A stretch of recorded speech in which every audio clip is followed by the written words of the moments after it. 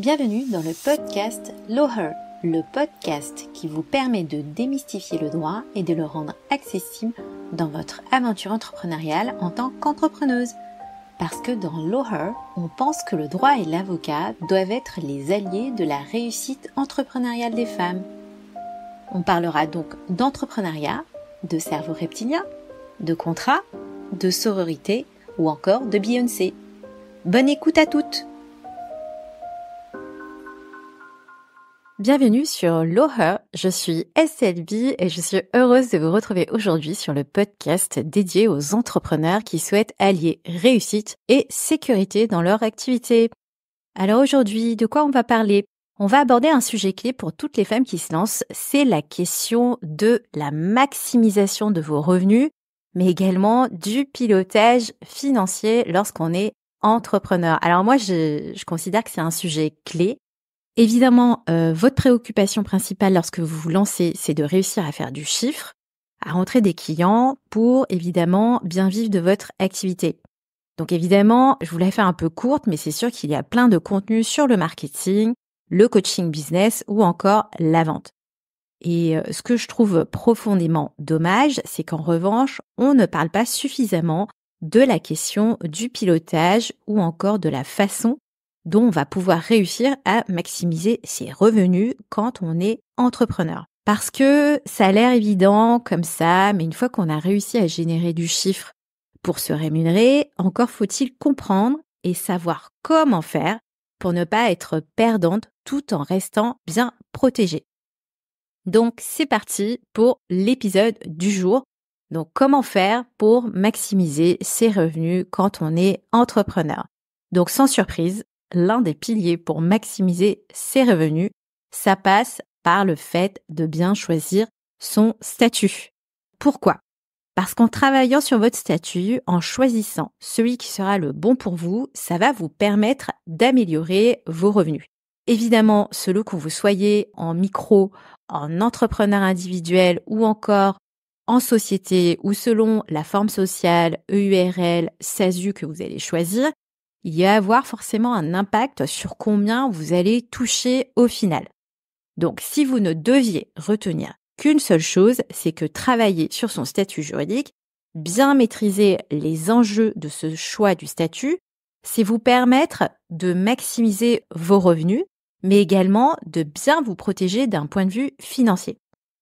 Pour aller un peu plus loin dans le détail, lorsqu'on choisit un statut, il y a des notions essentielles. 3 notions essentielles à mon sens. Déjà, premièrement, la notion de responsabilité par rapport aux dettes, mais également de protection de votre patrimoine. Donc là, c'est l'instant un peu technique. Donc ce qu'il faut savoir, c'est que depuis la loi du 14 février 2022 sur les indépendants, il y a ce qu'on appelle une séparation automatique entre votre patrimoine personnel. Donc qu'est-ce que c'est le patrimoine personnel ? Donc toutes vos économies que vous pouvez mettre sur votre livret A, votre LEP, voilà, et votre patrimoine professionnel, donc c'est-à-dire tout ce qui va servir à l'exploitation de votre activité. Ce qui est une bonne chose, a priori, lorsqu'on est entrepreneur individuel, en ce compris donc la micro-entreprise.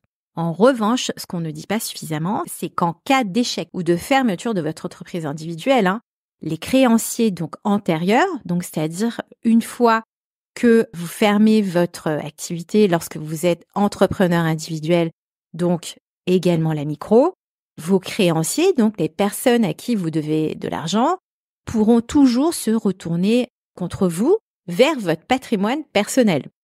Donc si vous voulez renforcer votre protection, à mon sens, vous mettre en société sous forme commerciale, c'est-à-dire l'URL ou la SASU, ça va vous permettre de limiter votre responsabilité au montant de ce que vous aurez apporté, vos apports. C'est ce qui constitue en réalité le montant de votre capital social que vous aurez apporté. Donc, ce qui va vous permettre de mieux protéger vos biens personnels. Deuxième notion extrêmement importante donc à comprendre, c'est la question de la fiscalité applicable à votre activité. Donc, un rappel très rapide, quand on choisit un statut, il y a forcément un volet fiscal, une implication fiscale. Vous êtes nombreuses à avoir peur de ce mot, de ce qu'on appelle la fiscalité, mais c'est aussi une réalité qu'il faut accepter. À mon sens, à partir du moment où vous mettez à votre compte, il est indispensable de comprendre que votre choix du statut aura un impact direct sur votre imposition.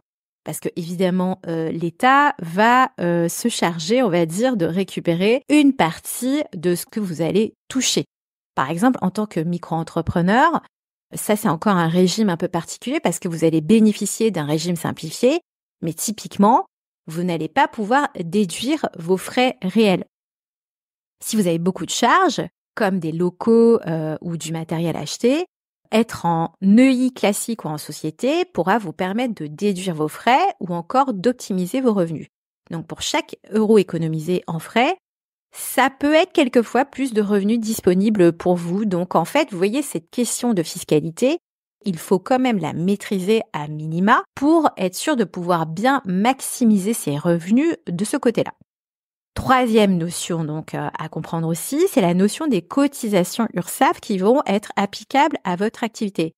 Alors c'est the gros sujet quand on travaille sur les questions de choix du statut, parce qu'en fait, qu'est-ce qui se passe moi lorsque je vois des clients arriver au cabinet? Souvent, je vois des clients qui viennent au cabinet et qui ont des problématiques liées donc au changement de statut ou pas. Et en fait, très vite, ce qui va être un peu déterminant, c'est le montant des charges sociales à payer. Donc souvent, en fait, pour beaucoup, c'est de croire qu'en étant en micro, ils vont forcément payer moins de charges. En réalité, moi, ce que je voudrais vous faire comprendre, c'est que c'est beaucoup plus subtil que ça, parce qu'il peut arriver qu'être en société soit plus intéressant pour les solos. Il faudra donc maîtriser, à mon sens, à minima, le fonctionnement de vos cotisations URSSAF, à peu près savoir combien vous êtes prélevé par rapport à votre chiffre d'affaires, par rapport au montant que vous allez réussir à obtenir par rapport à vos clients. À mon sens, c'est vraiment les 3 manières de maximiser au mieux vos revenus.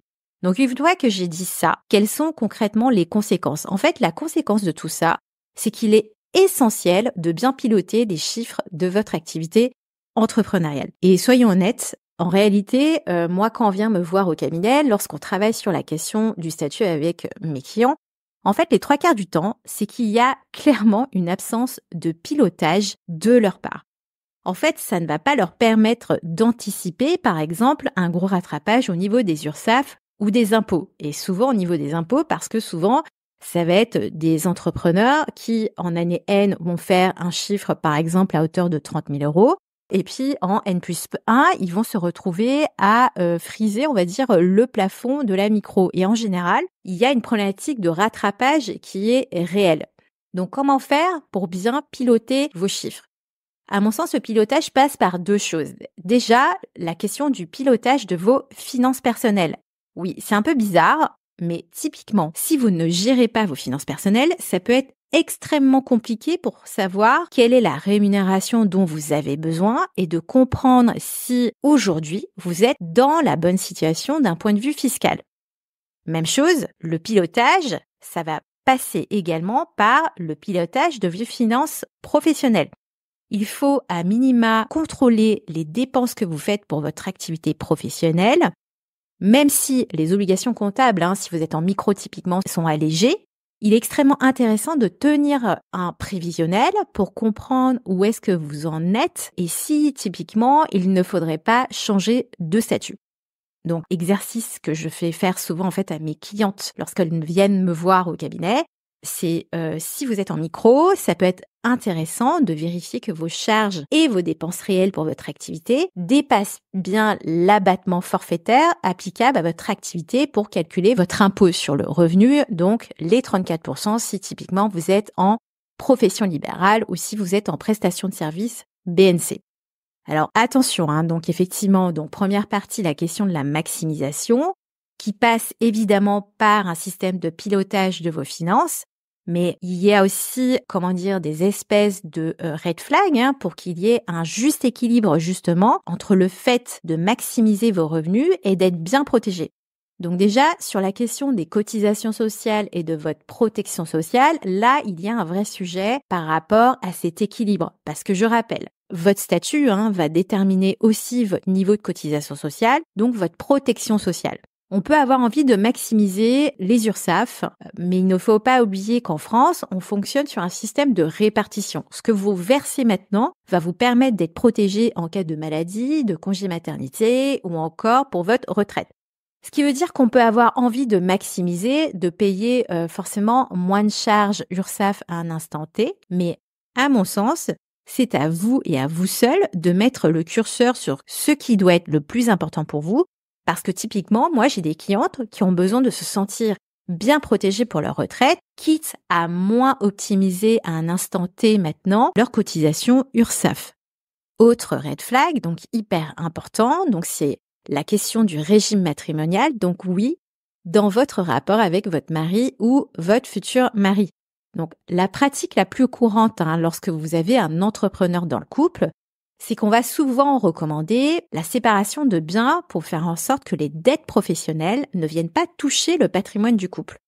Mais depuis que je travaille au sein de mon cabinet et pour avoir un cabinet qui est dédié à l'entrepreneuriat féminin, quelquefois ce que je remarque, c'est qu'en réalité, il y a un certain nombre de femmes qui vont se lancer dans l'entrepreneuriat et qui en réalité vont uniquement ramener un revenu d'appoint pour être typiquement plus disponible pour les enfants. Donc, résultat, elles se retrouvent avec un pseudo temps partiel, ce qui n'est pas franchement sécurisant d'un point de vue financier en cas de séparation.